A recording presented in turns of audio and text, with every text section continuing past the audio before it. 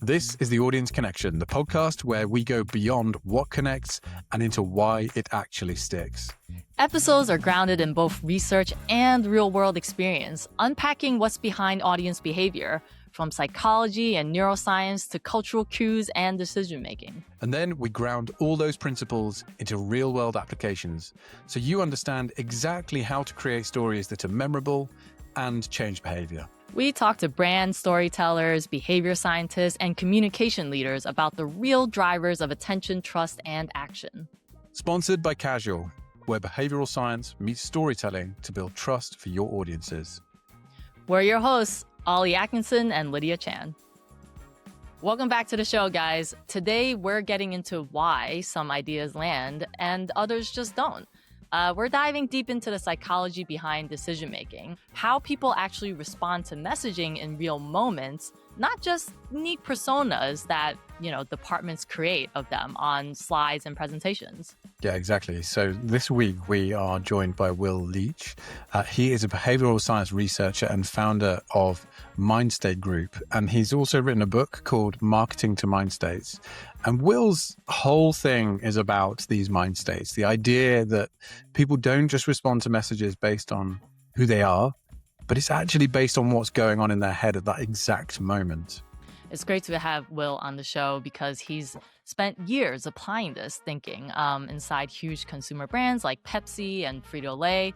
But you guys also talk about, how much of that behavior science playbook really carries over in B2B marketing, corporate decision-making, and many more. Yeah, right. So people think that these principles only apply to consumer marketing, when actually it's very applicable across all types of audiences. So we're going to get into mind states, motivation, and why adding more information can actually reduce persuasion, and how creative teams can use this behavior science without killing the magic. All right, well, another good one about what drives human behavior. So let's jump right into it.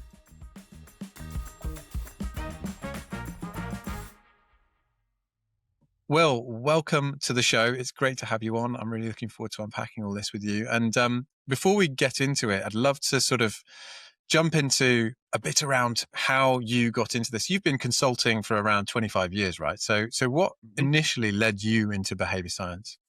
Oh, hey, first, thanks for having me, Ollie. I really love the show.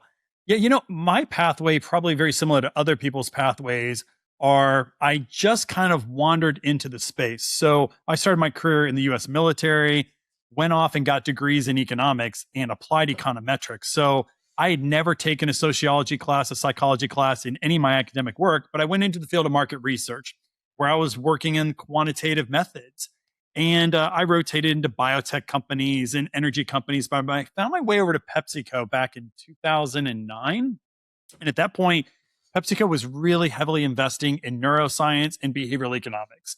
And back then, these were really early stage. Like these were not commonly kind of used, academic types of studies that we were doing. But we had somebody come in and tell us about the importance of bringing neuroscience in and behavioral psychology into market research. And at first I was skeptical and didn't know exactly why we were doing this because I felt data is where you get all the meaning. Like, why would I ask anybody a question when I can just look at their purchase data?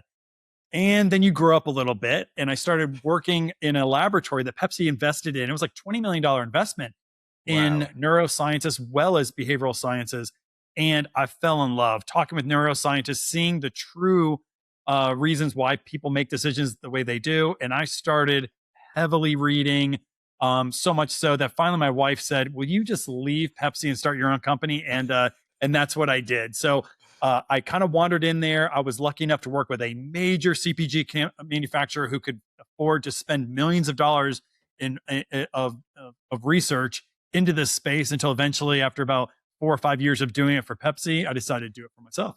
Wow. And I think I was listening to another podcast and you were talking about, you'd go on holiday and you'd just have all these white papers piled around and just got really into it, which is, I think, where we're going on our journey at the moment. And me specifically, I'm really interested in it at the moment. So I feel like I'm at a very early stage. And I think what's really stood out in your book is it's different to the other behavior science books that I've read, and it's all about kind of that moment that people Yes. are in. There's this kind of, and it's all in flux, right? And so let's go back to the start. So what do you mean by a mind state? Right. So the way we think about mind states are temporary moments of emotional arousal. You would know them as a hot state. When you're in a hot state, you're much more susceptible to influence because you're using more emotional processing in the brain, right? So we think about system 1 and system 2. I know your audience knows a lot about that. When you're in a hot state, you're much more likely to be in a system 1 state of mind. And because of that, you're more open to persuasion because you're using these emotional factors. So a mind state is really, it's not really an attitudinal way of thinking about our segmentation. It's not a personality profile. It's a way of thinking about a moment in time when your customers are making a decision. And when you understand their psychological mind state that they're under, you now know the types of words they want to hear, the types of motivational language they like to hear, the visuals, etc. So it's really understanding moments in time. Mm. And we often talk about this kind of Gen 2 marketing and personas, and it's all felt paper thin for a long time. So why are mind states more useful than a persona or segment? Yeah, I'll tell you, and I don't necessarily throw up all over that stuff because Okay. but I do say they can only go so far. So I like to think of a mind state as overlay this on top of your persona, overlay this on top of your segmentation. We've all been there. I have been the person who probably did my fair share of bad segmentation studies, right? I was on the side of market research. I commissioned these studies. And the problem with why you're not seeing your segmentation, the insights you get for segmentation, the reason why you're not seeing those play out in the real world, one of two reasons. One, you got a crappy segmentation. I totally get it. I've commissioned bad research in the past as well. Or there's nothing wrong with the segmentation except that you are not identifying what's happening in moments of time. So every segmentation is going to give you some customers, their wants, their needs, their expectations, their belief systems, their attitudes, their values, right? Segmentations are generally going to get that. The problem with those things is behavioral science is very clear. Your values, your wants, your needs, your desires, your belief systems, they change based upon what's happening in the moment. So if you're not capturing that in your segmentation, then your segmentation is going to be only looking at one specific moment in time. So I think mind states oftentimes can help a previously bad segmentation get much better because you can overlay these moments of time and understanding how psychology is influencing people's behaviors.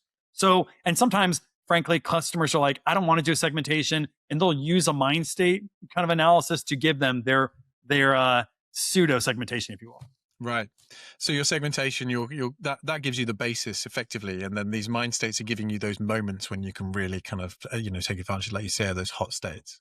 Yeah, and because they're behavioral science focused, if you look at the literature, there's not a ton of literature out there that tells you how do you market to a belief.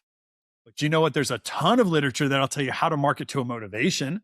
There's a ton of literature out there that tells you how do you activate on a specific goal that somebody has. So because they're behavioral science focused, they're much more applicable and actionable for brands. And so I think that also makes it really, really important where it takes a normal attitudinal segmentation and you can go take that same information, give it to an agency to go off and go do craft better creative based upon the behavioral sciences behind that segment. Yeah, I mean, that's what we've started to find is that, the behavior science is starting to really give you that reasoning about why a creative idea works. And it doesn't have to kind of strip away from the creative. The creative can still be wild and out there and super creative, really, but it just gives you that really solid justification. And often something in your gut is the right way, from your experience of making films or producing campaigns.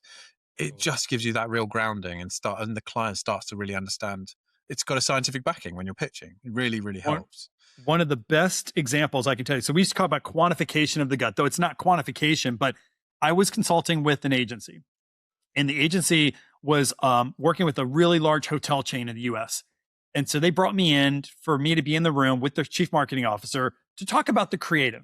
And so I was looking at the creative and I looked at the creative through the lens of behavioral science. And I remember talking this one concept to the CMO and she just got so into this whole creative idea, this whole campaign. And so she gets up and she says, literally, she goes, this was the best review I've had for as long as I can remember, right? So she gets up, she leaves the meeting table. I'm like, great. And the guy leans over to me, the creative director, and goes, we presented this same campaign 3 weeks ago and she shit all over it. But because you call something social proof, when we were talking about the importance of showing business travelers at this hotel and how they can, and he said, you brought confidence where she didn't have that confidence in our stuff. And all I didn't tell the creatives to do anything differently. They showed me their campaign. I looked at it through the lens of behavioral science to say, oh, I like how you're doing this. And it gave her much more confidence. So I love this idea that most great creatives are using behavioral science they may know they're using it, but they don't know the actual term. I just come in sometimes, tell them the term they're using, and it brings more confidence to their executions. Yeah, completely. Okay, so and I think the wonderful thing about your book is it's essentially a manual, really, of how to start thinking in this way. It's got really actionable chapters. It's got a kind of whole model there to follow through. Can you just take us through a little bit around the model and how and the book and how that can be used? Sure. So what I did was I created first a behavioral model. And how do you understand human behavior in moments in time, these psychological mind states? And then I just applied that model to marketing. So technically, Ollie, I could have called it managing to mind states, selling to mind states, parenting the mind states, coaching to mind states. And I was going to even think about other books around this idea, but let's stick with marketing because I love marketing. And that's where I came from PepsiCo. So basically the idea here is that if you want to understand why people do what they do, you got to understand 4 different factors. The first factor are goals, people's goals. So I use goal theory. And that's really the reason why you do that is you need to understand what people want. Because when you understand what people want at different levels, and there's aspirational goals, we'll talk about that later, I'm sure, you can grab people's attention. When you speak to somebody's goals, it registers immediately. But I've been there. You can speak to somebody's goals. It's January, 13th? I don't know if I should have told the day, but it's January 13th today. Across the world, everybody has lots of goals. They have New Year's resolutions, and many people are thinking to themselves, oh, I broke all my New Year's resolutions. That happened not because you had bad goals. It's because you lack motivation to keep continuing after your goals when there's a little bit of resistance. That's why I went into motivational psychology, the second part of the mind state model, understanding deep motivations. There's only 9 core motivations that drive the vast majority of human behavior. That tells you why people want to reach their goals. Then you have to go to the next stage, which would be, okay, well, I can understand somebody's goals and their motivations behind reaching that goal. We got to lower psychological resistance. And so what we do is we use regulatory fit theory, some work out of Tori Higgins' work out of Columbia University. But basically, we need to lower resistance to taking on a new idea. So what we do is we think about the world in terms of cautious versus optimistic approaches to making decisions, or we'll talk about it later, promotion versus prevention, regulatory focus. That's the scientific name of it. And then lastly, the fourth part is how do we get somebody to actually take a behavior and go? And that's a trigger. So we use behavioral economics. All 4 of those things are awesome. I think they're really important for you to know because if you understand somebody's goals, you know how to activate on that goal. You know how to grab somebody's attention. If you understand somebody's motivation, you know how to prime that desire. So you can put that desire in your marketing creative to create emotional arousal. I can lower psychological resistance by framing up my messaging around my brand will help you get more good things in life, or my brand will help you avoid bad things in your life. So regulatory fit. And I can drop in a cognitive heuristic, a trigger that will help somebody make a fast, easy decision. Those 4 things are really, really important, but ultimately those 4 things turn into a psychological mind state, which you could build brand, creative, and strategy against. So the mind state model takes those 4 factors, puts it into a place in a moment in time, which is psychological mind state, and now helps you activate that in communications and innovations. Now, when you've talked through all of that, I think some listeners might be like, that is incredibly complicated, but actually once you break it down into the steps, it's really quite manageable, right? And you can kind of apply it, and you look at your work and think, actually this is really applicable. So when a campaign or content specifically fails, what is typically the root cause? Yeah. And hopefully this will simplify things for your audience, right? Because they're like, these 4 things, how do I know these 4 things? Sometimes what you want to do is focus on the one out of those 4 that makes the most impact. So in your question, which is the one? Well, it depends on the campaign's objectives. So for example, If the campaign's job was to increase penetration, maybe the campaign was a new product, so you want to increase trial, then really you want to focus on goals. That's really the big thing, because if you need to drive trial, you better speak to somebody's goals. You want to capture their attention. You want them to focus on your brand. Now, if you had a campaign that was more focused on driving repeat business, maybe bringing in lapsed users, now don't worry about goals. You want to focus on motivation. Why? Because you know that if they were a previous buyer of yours, they were already motivated to buy. They just kind of forgot about you. So focus on motivation. If you want to increase trips or basket size, maybe you're running a small shop or you have an online business and you want somebody to buy slightly more products or maybe increase the price per unit. Now you want to focus on lowering resistance, right? You already have them in the basket. You want them to buy, but you want to increase your prices. You want to lower resistance, which would be approach. So it kind of depends on what you're trying to accomplish, on where you want to lean in. I will tell you that an overall rule of thumb is when I see marketing fail, almost always, it's probably because they didn't really truly understand their customers' goals and they conflated their goals as a brand to what their customers really want. And a lot of times, and Ollie, this is so hard for brands to hear because I was on the brand side.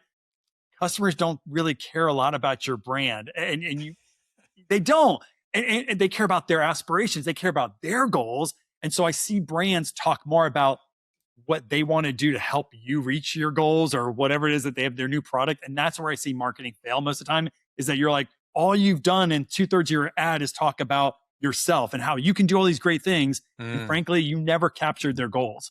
Yeah. And that's where you use your Batman analogy, right? Yes, that's right. Yeah. Be the utility belt, not the Batman. So you should be talking to Batman. Your customer's Batman. They're the hero of their own story. Talk about them. And you're the utility belt that helps Batman. Batman needs a utility belt. They need your brand, but you can't go in there and say, hey, Batman, I'm your savior, because Batman is going to be a hero regardless. Your customer's Batman. You be the utility belt. Know your role. Know your role. Yeah. So what we've often found that teams will, when they are responding to complexity, they add information. It's like if we really need to communicate something, we need to pack everything in.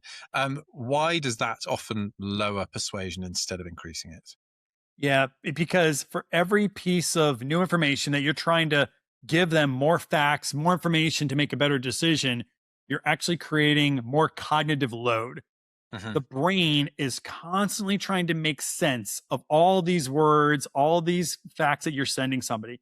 And it doesn't take a lot, Ollie, until you get to what's called an avoidance response. Even if you're being clear, even if you're trying to simplify the language, by adding that extra bullet point, the brain registers that as more work. And if there's more work eventually, and that, like I said, that bar is really low, where there's this avoidance response. And the avoidance response is not as if they're going to look at your stuff and just immediately throw up all over it. They're not going to review you badly. They'll just sweep. They'll just pass those. Because the number one, I tell my students this all the time, the number one decision we make every single day, and you make about 35,000 decisions every day, the number one decision you make is to not decide. You just say, I'll look at that later. I'll think about that later. So when you add something that you're trying to use to simplify a message or simplify a concept, realize that you're creating cognitive load. And what could happen is that your customer just says, I'll think about that later. And they hardly ever come back. And it's about kind of keeping your ego in check as well. Like, don't try and pack in loads of long words and try and sound smart, because that just in turn makes people avoid and just go, actually, no, you know what? Or it's the features, right? It's the features. Your brands, they have beautiful features. Like I'm working on this right now with my own business, where I have these 6 features in my AI. And what I'm being told is, I think they're so clear. And I see the value in every one of those features. And the feedback I'm getting is focus on one feature, Will. The main feature. Call it your wedge. And you could sell them later on multiple features. But to me, it's so hard because I've spent a lot of money and a lot of time thinking through these features and why they're so important for my clients to use. And I'm hurting myself by telling them how much better my product is, because they're getting confused. It's so frustrating out there, but you've got to do that. You've got to do it if you're a brand. Is simplify to the main feature, the main benefit, and you'll see your sales rise. You should. And it's why brands like Apple are so successful, right? They distilled it down to being like 1,000 songs in your pocket or Yeah, whatever. I was just about to say like that. they just kind of. I remember chatting to one of the creative directors of Apple in Europe, and he was saying exactly the same thing. I was talking about casual actually in our positioning, and he just kept trying to. He's like, no, strip it back, go down. I was like, I can't. I don't think I can. I don't think I can go as far as you want me to kind of strip this back. But it takes your ego. It's so difficult as well to do it. It's the worst. What would you say the quickest signals are that your audience are in an open or closed mind state? Is that language, or is it objections, behavior, context? What are you looking for? Yeah, for me, it's always language. In almost all, I mean, you could see it in behavioral data, but it's really the language people use. That's why I love the world of artificial intelligence and large language models, because it used to take me so long to go line by line to look for these signals, these tells. Because when you and I are having a conversation, you are giving tells, just like you are with poker, into your subconscious. You're giving tells. But normally what I used to have to do is look for certain words that you're using. And I go, oh gosh, he used the word gain. Yep. Ollie used the word accomplish. Oh, yep. He used the word increase. He's more open. That's what we call promotion, regulatory focus. Or so you're using optimistic types of language, which makes me believe now, if you use it enough times, you're open to new ideas, new brands, things like that. Or if you're using language like, I need more accuracy, or I'm a little anxious. These are prevention words. I think the best way to understand whether somebody is open or closed is looking at those individual words. And after a while, you start picking up on patterns. Your subconscious is speaking whether you like it or not.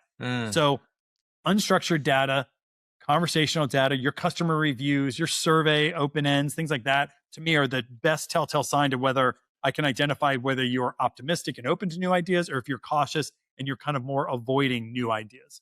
Yeah, that's really interesting. I mean, I would have myself down as an optimist just from just from like coming away from all these talks and being like, we need to put that in, but maybe not. Maybe my subconscious is saying something different. Yeah, that's right. That's right. Yeah, and I loved in your book how the fact is you kind of to pick up these signals, and again, this will all have changed with AI, and we'll come on to this in a bit, but you talk a little bit around interviewing for storage solutions, that lady who was she was all about shame rather than just keeping the wardrobe tidy. How long does it take to actually pick all that out? How long were you with these subjects, just out of interest? So just kind of when I was reading, I was thinking how long you were spending doing that. Yeah. So in that type of work, we're in homes, and we did home research where we go into people's homes. We find that people start opening up almost immediately once you have them in context of where they make the decision. So for the people who haven't read the book, the story is that we were doing research around home storage. And basically we had a respondent open up her closet. And I mean, beforehand, she was so nice and she was great. She was showing off her home. Her home looked beautiful. It was well tidied. It was great. And she opens up a closet, and then her closet was a wreck. And as she saw her closet as a wreck, she was in context where she makes decisions, and she starts breaking down. And so much she's crying. She's talking about this idea that it's shameful, because what type of person, what type of mother would allow her closet to look like this? And so once you get somebody into context, especially if they're going to use a product in that context. So if you're in the kitchen, and you're doing research and you're working for a soup company, get them in the closet, and very quickly those tells come out. If you do a survey and they're taking that survey, and you're doing a survey on breakfast, and they're taking that survey at 10 o'clock at night in their bed, it's a lot harder to find those signals, right? Because they're not in the place they make decisions. They're not in that same context. So quicker you get them into context, the better, if you can do that, of course. And once you get in context, you usually get those signals pretty quickly. Let's move on to the kind of behavior model and the 4 inputs. So in terms of the higher the goal, this higher goal that we have, what's the kind of like shortcut to getting to that higher goal if you don't have the opportunity to go and sort of stand in someone's wardrobe with them? How do you do that in the world of virtual kind of interaction? Yep, it's actually much simpler than what you believe. It's a concept called laddering, and really what you're going to do is ask the word why a few times. So the first thing you want to do, if you want to understand somebody's goals, now there are different levels of goals, and we talk about it in the book, right? The first level of goals are these functional goals, we call them. And these goals are, if you just ask somebody, hey, what's important to you when you're making a decision? And they're going to tell you things like, oh, it's got to be low price. It's got to taste good. It's got to have easy to see packaging, all those functional things, which are not really emotional, right, Ollie? But they're important. Like, they're obviously important because people are saying that they're important to you. They're fine to use. But your creative is not going to be emotionally engaging if you talk about these functional goals. They're just very functional. So all you have to do is ask. And you can do this on a survey. You can do this on anything. Just one extra question. You say, collectively, you just told me these 5 things are important to you. Collectively, why are they important to you? And that should ladder somebody into more of an emotive state. And they'll say, well, if you're able to give me those five things, then it'd be much easier for me to make a decision around what dinner should be set aside, or what kind of dinner my family wants. Okay, that's great. You can get some more emotion, because now you know that you're making your life simpler. More importantly is what we call aspirational goals. And this is where I think brands should be positioning themselves around their customers' aspirations. Aspirational goals are, who do I want to become in my best day? So what you do is you ladder that higher order goal again. So if you know that, oh, you want to make dinner easier for her as a mom, you say, why would that be important to you? Why is that important? Why? Why again? That's the ladder. And that second why, they'll go, well, if I can make this dinner faster, that would give me more time to spend with my family and be a really engaged mom. If I build a brand around that idea, every time she doesn't feel like she's being an engaged mom, whether she's in traffic or whether she's signing up for, she's making food and I'm a food company, I come to mind. That's the best part of branding is I want you to come to mind. If I'm a brand, I want to come to mind whenever my customer feels like they're not being their best self on their best day, their aspirational self. So that's why you want to get to that higher order goal. And all you have to do is say why twice. But don't you have to be like to pick out those moments when because isn't there always a level of self-report that might be misleading in that once you're going on that journey, you really need to know how to pick out those moments, right? Oh, I agree. And like, if I do it on a survey, I lose 20 to 25% of all my responses because nobody gets to that level. No doubt about it. So if I can have that conversation when I say, why is that important? It just is. Well, I go, okay, let's take a step back. But tell me why. You got to have that conversation. Again, unstructured data matters so much. But you're right. Even with my best moderators, I lose sometimes 20 to 25% of people because they just won't let you get there. Especially when you work with doctors and surgeons and stuff like that. They hate talking about their emotions. So, but you're going to find it hard. But when you identify that they're really close, sometimes you have to give them an example. Sometimes say, well, is it this? Is it because you want to make dinner more efficient? And they'll go, oh yeah, I never thought of it that way. You're trying not to lead them, but sometimes you have to give them an example. Yeah, it's trying to almost like producing an interview where you're kind of trying not to get them to say the answer. You're not like, just say this. I know. It'd make our job so much easier if they would just tell us what their subconscious was telling them. Yeah. And then in the motivations, can you run through a little bit around like how we kind of really unpick that from someone's psyche? How are we trying to get that idea of the motivation? Yeah, again, there are 9, right? Did you say there are 9? That's right. There are 9 core motivations that drive the vast majority of human behavior. So these are things like, very Maslow, right? Security is a core motivation. Or maybe Deci and Ryan, they did work a long time around belonging and empowerment and autonomy, our desire for freedom. So there are these 9 core motivations that drive the vast majority of human behavior. Like there's other there's other physical motivations like sex or like food, but we're talking about psychology. So your brand and categories in general are generally driven by maybe 2, at most 3 of these motivations.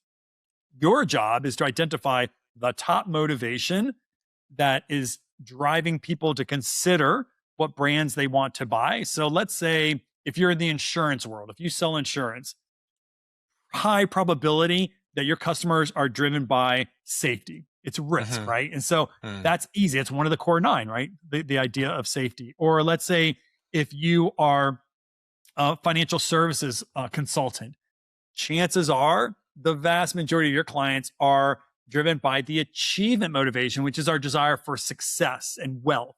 So, what you want to do is identify which of these 9 best drives or most drives people's decisions. And then there's secondary motivations, which can help you differentiate your brand. again, I think there are easy ways to get to these motivations and harder ways to get to these motivations. I use a lot of visuals, because I want to tap into more of the emotions. So I don't say, hey, which of these 9 motivations do you most want to feel, right? Because people are like, that one. What I want to do is, again, if you have a conversation and they will tell you, there are these tells that people will have, and you can look for those tells in unstructured data. You can look at all those sentences, go through those verbatims, everything else, or you can do picture-based activities. And you can say something like, which of these pictures best expresses how you want to feel if you had your best day? In this category, if you bought the ideal product, and then they'll look for these images, and we have images that will correlate strongly back to one of those 9 motivations. So when they select the image, you can talk to them about that image. Well, tell me what is about that image. Like, well, that guy has his arms up in victory, and I just feel like that. Oh, between you and I, Ollie, when people show that victory pose with their hands up in a V, that is highly, highly correlated with feelings of achievement and power, like success. So now if I get them talk about that, I'll pick up on those cues. They just use the word success. And now I can reasonably believe that person is driven by the achievement motivation. And now I can start priming that achievement motivation in my marketing. I can do all sorts of great things with knowing that motivation. Yeah.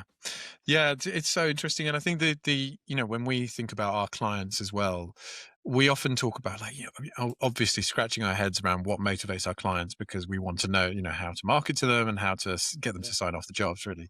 And we often think, I remember someone saying that the best way to win a job is to get our client's boss promoted, and to sort of try to kind of, go down. And I think in terms of corporate comms and the area that we work, it's a lot about risk, right? People want to be the person that did the great thing and had the pat on the back and produced a really award-winning campaign. Like, there's loads of awards around, people want to win the awards, and there's a lot of recognition going on there.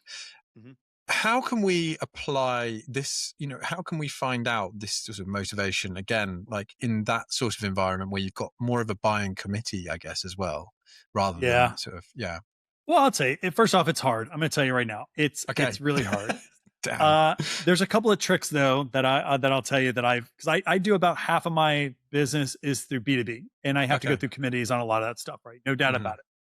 So there's some rules of thumbs you can use. First off is what I try to do, and I know this sounds so quaint and flippant, but I try to identify the leader that is probably going to make that decision. Now, that's hard to do sometimes, but if I can identify that leader, I'm very interested in the words that leader uses. Now, that could be a CFO, that could be a chief operating officer, a head of marketing, whatever it is. Mm-hmm. So first I try to do the leader, but that oftentimes doesn't work because they're dealing with a committee. And that leader has maybe more influence on the decision, but they're in a committee because other people are going to weigh in. Yeah. So the second thing I try to do is I will try beforehand to look at anything I can to identify their culture.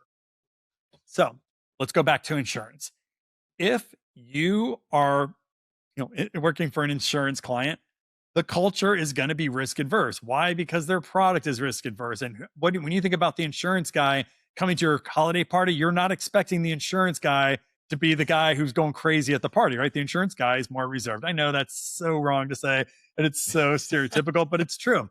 So I will literally go to the website and look for things like who we are, our values, and I'll look to see, is this more of a cautious type of company? Are they risk adverse in their language? Are they more optimistic and they're talking about their future and things like that? So I'll do that. And thirdly, if I don't know, and sometimes you just have to do this, you should expect that, and it's when a rule of thumb is if there is somebody in finance or accounting or legal, you should naturally expect that those people are going to be more cautious. Their job is to protect the company from risk. It is. Yeah. Every so often you'll get a CFO that loves to invest money for growth, but generally CFOs get canned all the time because they didn't plan for a time period where revenues were going to be down. Yeah, that's why they get canned. Then if you're in marketing, if you're in innovation, if you're in strategy, their job generally is to grow a company. So they tend to be less risk adverse. It's a stereotype, so be careful. You have CMOs out there that are absolutely trying to take the cautious approach and do things because they've been a long time. They want to keep their career. But most of the time, the marketing people, the product innovators, the strategy people, their job is to grow, which means they're more open to new ideas. So they're going to be more optimistic. So 3 ways I do it. And when in doubt, I think about their job function. Is their job to grow a company or just save a company? And that's how I'll make my determination. Yeah, and I think, that's from experience. I just think it's great to have that balance across the board, right? You need those different personalities in there to, like you say, if everybody was splashing the cash the entire time, then when the downturn happens, you're in trouble. That's right. So let's focus then on the regulatory approach. We're talking optimistic, pessimistic, or is it cautious, right? So how do we identify this? And take us through this. Yeah. So it's similar again in the words that people use. Now there are visual based tools that I use, so I can actually put up 2 different types of images, and some of the imagery. Imagine that you're given a choice on how do you feel, or which image best expresses how you feel when you're making a decision for your ideal product again. And certain images you'll show that are people like a shield or somebody with their hands up like that or whatever. Those are very are correlated with prevention, regulatory focus, or what we call cautious approach. They're a little bit more cautious. Or you could show images of people excited and that they're moving forward. Those are images that are more correlated with optimism and promotion, regulatory focus. So I don't actually like the image exercise as much here. What I like to do is very, very specifically look for those words. So if you want to identify if somebody is being more cautious, you can actually pick up words, and you're going to look for words like circumvent, dodge. I'm reading some from a list because I had to build an NLP model on these words in the past. Evasive, shield, terrified, alert. I mean, there's hundreds of words that fit into this box called prevention, regulatory focus, or what we call cautious approach. And you can look at those same boxes, but over on the optimistic side, and you can look for words like hope, get, crave, yearn, growth, rise, energy. So what you want to do is you want to look at conversations and you're looking for these words. And I know you're not going to, and it sounds so easy. So for me to go, oh, look at these exact words. But what you do is when you read it, you're like, oh, as I'm reading it, I can tell that they're thinking more benefits. What good will come out of this decision? Or you can just look at it and say, oh, what are they trying to avoid? Here's one thing I tell my students. As I'm reading let's say if you're going to look at a bunch of review data, right, Ollie? And you can look at the review data, and I hope your people can watch this. I'll put my hands out by my head. And as I'm reading, if my arms are moving out this way, that's probably a signal. Your body can intuitively understand that's optimistic. This person is optimistic. Really? As I'm reading, if I'm going like this, your body will naturally bring your arms and your fingers in when you're reading a review that somebody's angry or they're cautious. It sounds so simple. You got to be Italian, right? You got to talk with your hands. Yeah. And so as you're reading, you're like, if you're like this, like, oh, okay.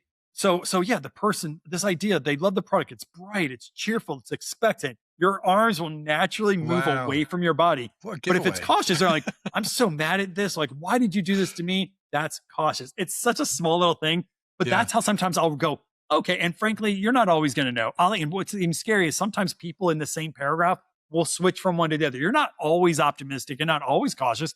In the same conversation, you can actually be both. So what you're looking for are tendencies. Are they more optimistic or are they more cautious? And the way I look in natural words, at least here in the United States, also in the UK, it's usually about a 60-40 split. So people 60% of the time are slightly more optimistic than they are cautious. And if you go to other countries, maybe in the West, it's the exact opposite. So, you're never going to be one or the other. But in general, you're going, is this person typical? Or they seem to actually talk in a way that is optimistic. But now with large language models, and of course with NLP programs, you can go, yes, I can have a probability with a high percentage of confidence that this person is optimistic. Where we couldn't do that 5 years ago. Now it's so easy to drop, verbatims and reviews into these machines, and you can absolutely identify with high likelihood that this person is optimistic or they're more cautious. Yeah. We'll come on to the large language models later, because I think, what you're starting to create there with Bevy and the AI tools there is really valuable. And I think, when brands can actually have that, the guesswork starts to stop, right? And you Yeah. start to be able to sort of feed it in and get a kind of live response back. I have Yep. got some questions around that though, to sort of understand it a bit more and test it a bit. So heuristics, obviously, that's the behavior science bit, isn't it? That's really kind of like how you get people to change. Take us through that. What I quite liked as well in your book was when you talk about the effect and a bias. That's quite different, right? Whereas a bias is not typically like less healthy than an effect. But yeah, if you could take us through a few of those, that'd be great. Yeah. So imagine that you understand somebody's goals and you activate on their goals and you know what motivates them. So you know the emotions that they desire. So you could put that into your marketing, and then you've lowered resistance by framing up your messaging around, oh, your brand's going to help them avoid pain, or your brand's going to help them to, get more gain and success, etc. But even then, even if you have those things, people still may not buy. Why? Because they need what's called a trigger. In my book, I call it a trigger. You would know it out there as a cognitive heuristic or a cognitive bias.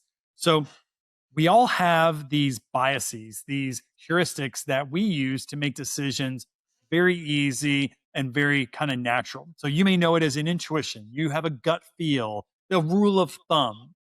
And these things actually help people make fast, easy decisions. And almost always the fastest, easiest decision is the one that we'll make.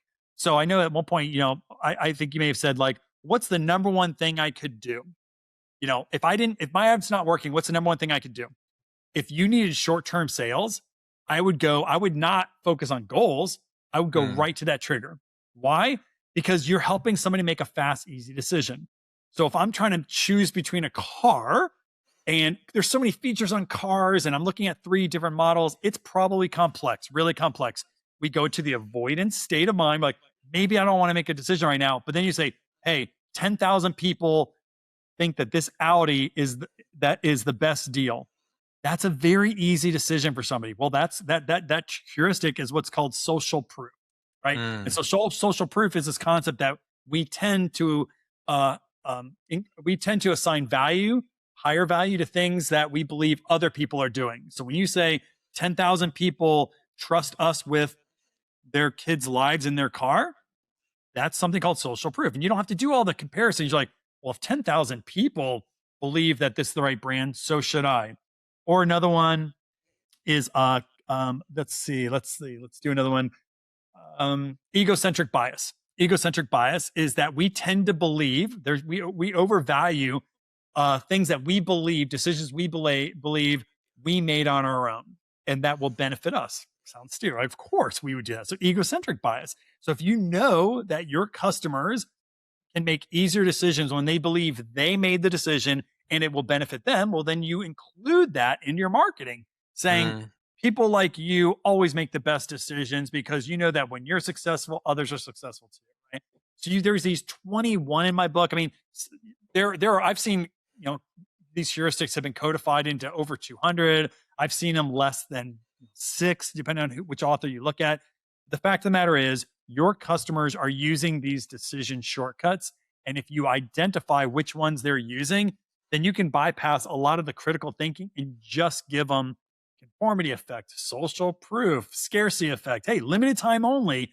Right off the bat, say, if it's only them for limited time, I better grab it before it leaves. They're not doing cost benefit analysis. So that's why these little things that we look at marketing, and they're so sometimes made fun of from a behavioral psychology perspective. You're helping your customers make fast, easy decisions, and they want that, frankly.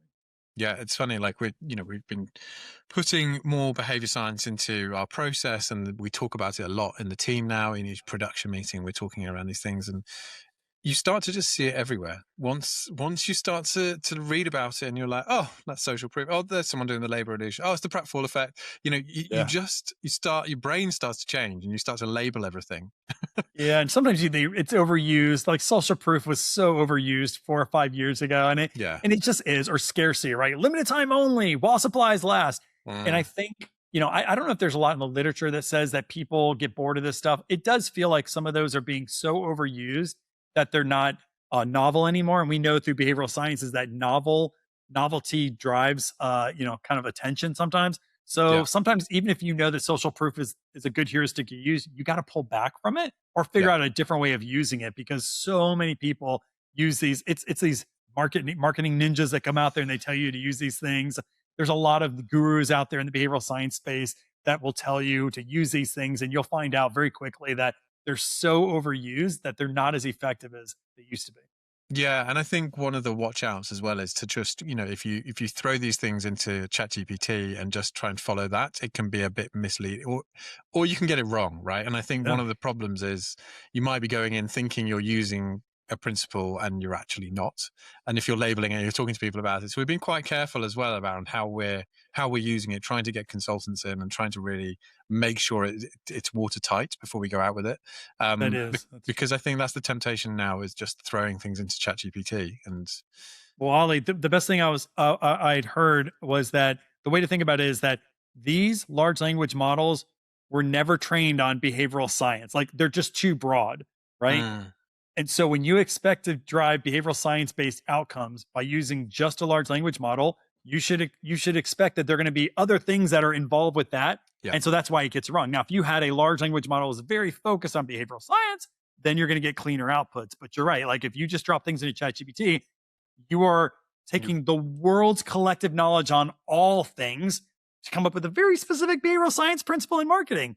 If you were to lower that model, and I don't know if there's even one out there, right? But if you were to lower that model into a small language model that was very behavioral science focused, then maybe you're okay. But right now, I right. don't think that really exists. It's not around yet. Yeah, yeah, yeah. And it's also kind of like trying to please you all the time as well, isn't it? So it's always trying to throw back in your work that you've talked to me about previously. I keep seeing these things pop up, and I'm like, that's not behavioral science. That's something I said a couple of months ago, and it's definitely not right.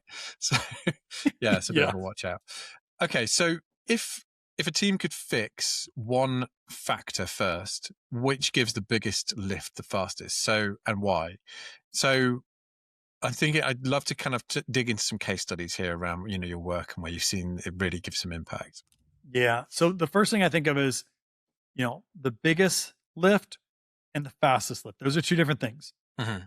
The fastest lift, what I would tell you, just like I just said, is I would drop a trigger in there as fast as I could. Make somebody's decision easy and fast, which maybe at the very end of your landing page or whatever, you say, while supplies last. I know that's terrible copy. You can do better than that. But for something that's fast, I would do that. If you want a bigger lift, I think what I would do is I'd focus on somebody's goals or maybe the motivations, because once you nail that let's probably motivations, in fact, where I would go, because motivations, is basically trying to understand their emotional desires that they seek. When we have brands that communicate or that deliver on somebody's emotional desire, I will pay more for that. I absolutely will pay more for that. You know this if you've ever. A friend of mine has traveled to India this week, and he hasn't been away from his kids. They're really small; they're like toddlers, and he's never been away for like 10 days, and he's just dying. Like he's so sad or whatever. And I said, "Here's what you need to do: you need to go to a toy store and you need to go buy a gift. It's such bad parenting, but go buy a gift for your toddlers. Why? Because the gift is really not about the toddlers. The toddlers don't even know that he's in India, right? Like, they know daddy's gone, but really the toddlers, they're okay with mom. The gift is for him because he feels like he's not being a good dad. So what he needs to do by buying a toy for his toddlers, it brings out the nurturance motivation, which is our desire to provide care and love for others most of the time. So if I'm at the airport, he's flying back from India, or I'm sorry, he's in India. If he's going to fly back from India, if I'm at the airport kiosk, I could probably double the price on my toys and he'll buy it. Because if he forgets, he's going to buy that, not because those kids think that's a great toy. It's because he needs to feel like that he's being a good dad. So that's why I say the bigger price would be the motivation, because when you're in an emotional state, you're much more willing to spend more money because it makes you feel like a better person. So I'd focus on the motivation for the larger purchases, I guess. Does this tip over? And I asked this to a few of our different guests when we're talking about the subconscious. Does it tip over into manipulation? And if it does, how do we guard against that? Yeah, it does. It can. Yeah, It can. it's just manipulation. Yeah, It is. Yeah. So here's what I would tell you. I can scare you into buying my product. There's no doubt about it. I can put something sexy and get emotional arousal for you to buy my product. Absolutely can do that. And those are very manipulative, right? But you could trick somebody. You could trick somebody into buying your product. There are rental car companies that the way that they frame up their offers are on, do you want this insurance? Do you want the gas? Do you want the toll? Yeah. When I look at it, it's manipulative. It just is. It's so confusing. I have a master's degree and I'm like, I can't understand what you're offering me. So you can do that. Here's what I'll tell you with doing that. When you get somebody and you manipulate them to buy your product, you damn well better deliver a incredible experience. You better over deliver, as a matter of fact, because your conscious mind may not even know that you were scared into it. I will tell you, your non-conscious mind knows. And when you're scared, if you're using one of these tricks and you scare somebody, you will associate that person, your customer will associate that feeling of like, I'm scared to your brand. If you do it again and again, how many brands do you know of like, oh, I love that brand. They're scary. Very few people do that. So long-term, it's going to hurt your brand. Or if you don't over deliver, they may feel inside, they wouldn't even be able to articulate it, Ollie, but there would just be this feeling of hesitation because your subconscious knows something was off. You did something that you normally otherwise wouldn't do. And the payback wasn't good. You didn't experience the food that tasted as great as the menu seemed to suggest. So I would tell you that it's a short-term way of getting sales. It's a very quick way of hurting your brand. And so when clients, I've had a client actually go down and ask if we could go down this path, and it's up to them. It was on the verge, it was on the line. And I said, but just realize when you do that, you may see short-term success. But I guarantee you, if you do that long term, you're going to hurt your equity in your brand, which is going to hurt your long-term sales. So be careful about that. But yeah, we're in the Wild West right now. There are no ethics, really. I mean, we like to pretend there's ethics, but it's a science that's only been around 60, 70 years. Like we're in our infancy. We're the Wild West. Some brands will go out there and say crazy things. Some gurus out there on social media will say, I know the 10 most successful subject lines you need. That's manipulative. They don't know. They're just throwing stuff out there. So you got to be careful, I think, until there is more of a governance. There's more of you're relying on everybody's own social values. There's certain values I have. There are certain companies I'll never work with because ammunition companies, that's not who I am. Cigarettes, I'm not going to ever work in those types of things. There are other social scientists absolutely I'll work with I don't see anything wrong with smoking. I don't see anything wrong with arms. So those are some individual values are going to dictate whether or not you're going to use some of these tactics. But short term, yeah, maybe you get lucky. Long term, you're going to hurt your brand. I guarantee it. Yeah, actually, that's aligned with casual as well. We don't work with smoking or guns company. We don't say no smoking, no guns, especially in the office. So if we're talking about how to apply this to the craft, thinking about kind of capturing attention and then memory and then driving people to action, right? So if we're focusing on the open and close of that path, what's the best way to apply this? Yep. So if I want to capture attention, I'm thinking goals. I want to, and specifically, I want to be able to message to somebody's aspirational goals. Remember what we said, which is who they see themselves on their very best day. You can do that visually. You can do that in copy. I did that one time for a pet food brand. That was imagine it at a grocery store. There was a blade. It's basically, imagine you're shopping for groceries, and it was a little blade that stuck out from the shelf, and it was a picture of a dog jumping up and was about to grab a dog treat, and it said, "Thanks, Mom." That's all I did. Thanks, Mom. Or my agency did that. Yeah. That thanks, Mom was the aspirational goal that pet lovers have, that they have this desire to provide this amazing experience for their pets. Their dog, in this case, was a really small mini schnauzer that was jumping in the air. And so it tapped in, thanks, mom, of this desire to build this relationship with their dog, this like parenting relationship. So it doesn't have to be crazy. It could be just something as simple as thanks, mom, with that picture of the dog. And a dog lover immediately knows, I want to feel that way. That's what aspiration, that's me and my best day, that my dog would say thanks to me. That would overwhelming. So if I'm going to grab attention, I'm focused on goals. If I think about the action side of it, that's where I'm thinking again on those triggers. Right. So the motivations and all the other stuff, that's probably more in the memory side of things, the motivations and regulatory approach. We're talking about optimistic versus cautious. If I'm thinking about the action, I'm really going to focus on, by now, tell the mind what to do and when to do it. Give it some specificity, because we don't want to overthink. Make it easy. So what do? Tell the mind what to do, when to do it, and throw in this cognitive heuristic, scarcity effect, social proof, whatever.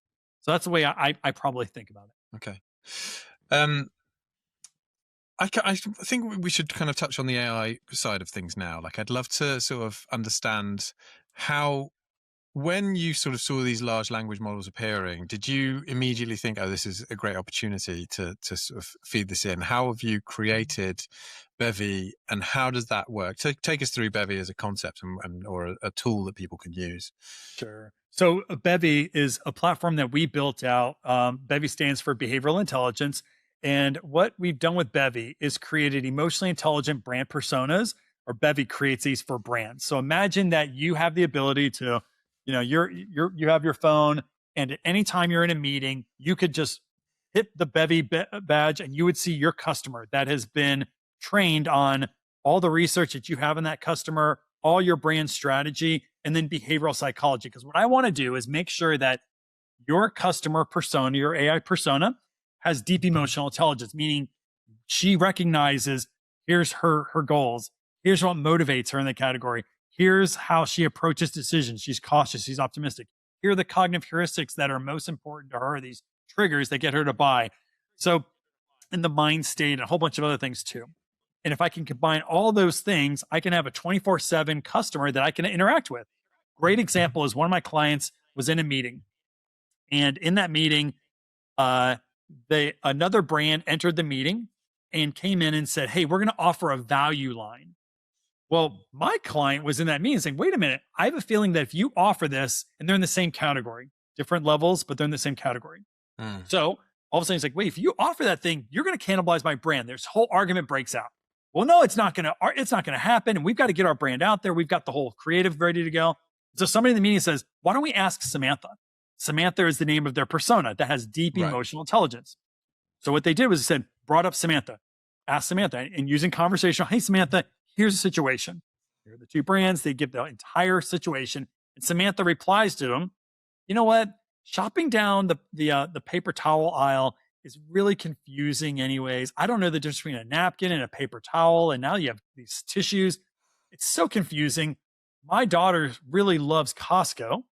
I wonder if we should just go get Kirkland. So what this Samantha's picked up on was saying, if you start introducing too many brands, maybe I'm going to leave your entire portfolio of brands and go to your competitor. What happened in that meeting is that the senior vice president in the meeting says, that's our customer talking to us. We need to listen to her, which is funny because it's not her customer, but it's artificial intelligence that's been trained on the customer to basically give feedback. So when these large language models came out, I was an early adopter, but not in the way I'm using Bevy now. I used it for my own business. I'm like, okay, I can have a large language model write my own marketing emails for me. That'd be great. So you go down this path, you start realizing that the marketing's not great. The emails don't sound like you at all. And so what I do, I trained using prompts. I trained, here's my tone. I gave a lot of articles that I wrote. And then all of a sudden I said, well, wait a minute. If I can do articles that I've written, I can give it my book. Why not input the book? And all of a sudden I started thinking, well, if I can have it look and learn from my book, I can actually now start using through a prompt. Now I can actually start using large language models to help me do research. And that's where a lot of people are in this space now, using large language models with great prompts to do better research and better marketing. Bevy takes it to a totally different space, because what we want to do is, rather than help you do faster research and help you write better creative, what I want you to do is have 24 access to your customer. So when you're in a meeting, you want to ask, Bevy or Samantha, what do you think about this? That she's going back to your data, she's reviewing all that data, and she's giving you conversation back and forth, telling you what she thinks about your ideas, how to make them better, et cetera. And then, of course, with Bevy, we could do other things as well. But that was kind of the evolution of Bevy, but that took a solid 18 months to almost 2 years.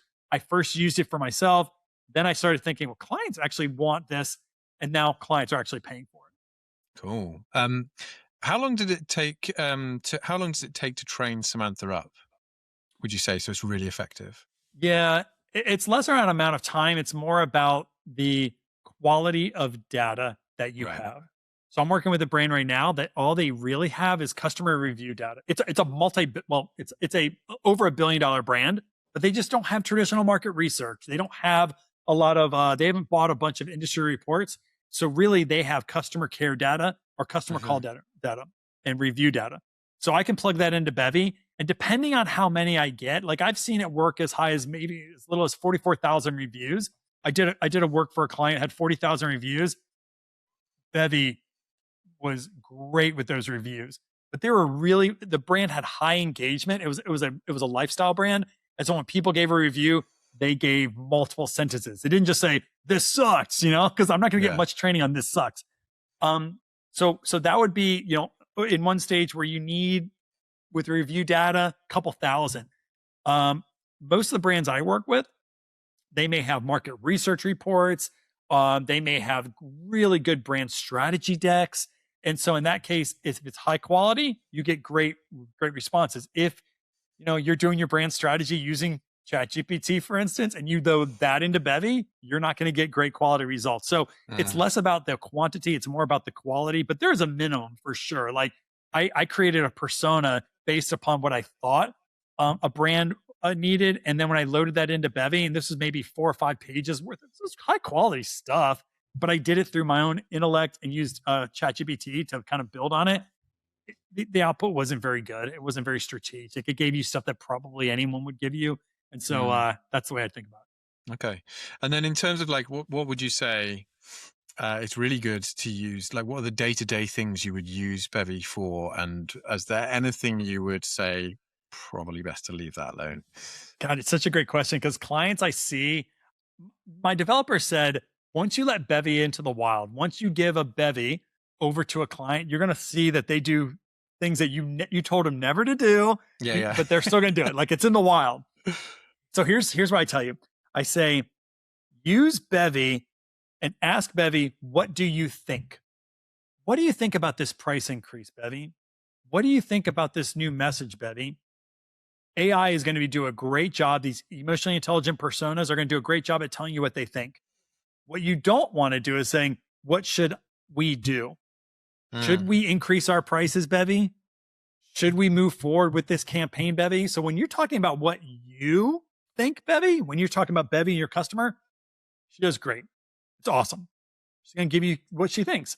When you start having Bevy and AI tell you what to do, that's where you get into a lot of problems, right? That's where you get into all the biases that are in data and things like that. So that's kind of the way I think about it. What do you think versus what do we do? If you put we in any of that stuff, you're probably not using AI to the way you should. And do you think this could be applied to something? So, one of the common challenges across our clients is they're always trying to hire tech talent away from, the big tech companies. Everyone wants to go and work at Google or, and so often they're trying to draw them away. And this is always a challenge that they might have. Is that something you could see further down the line there being a case for something like Bevy, where you could put in, the mind state of these engineers and how to actually entice them away? Totally think that we could have easily called the book, managing to mind states, recruiting to mind states at a human behavioral level, right? We have goals and motivations for our careers. So if you identify that, or to drop something like that into a Bevy would create compensation plans, right? If you understand somebody's goals and what motivates them, she could create any AI. I shouldn't say Bevy. Any AI could give compensation plans, emails to send that person. How do you frame up your offer in a way that's more enticing, even though the salary is lower? Like, how would you talk to that person? We're all human beings. So if you use behavioral sciences, you can use that in almost any domain, as long as you stay at the what do people want. And in this case, you're going to look at people as it relates to their career. Absolutely. Could do it easily. I really want to have a look at this now. So look, I think I've got one more question, and then I want to move on to our audience of one. But I think beyond views and clicks, what are the signals that tell you you've hit the right mind state? To me, I always tell my students the whole reason why you are using behavioral science in business is to drive top line revenue growth. So the reason why I think in market research and marketing, your job is to grow economic value. Like if the brand is more valuable, after you leave it, you did your job well. So the metrics I'm most interested in, I love clicks because those are actual behaviors, right? That's important for me to identify. But ultimately what I'm looking for is top line revenue growth.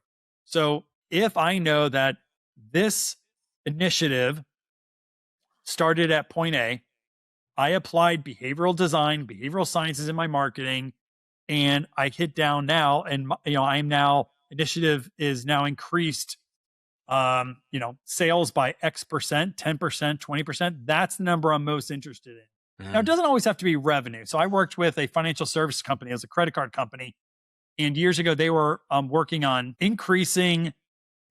sending people to use an online platform versus calling their customer care centers.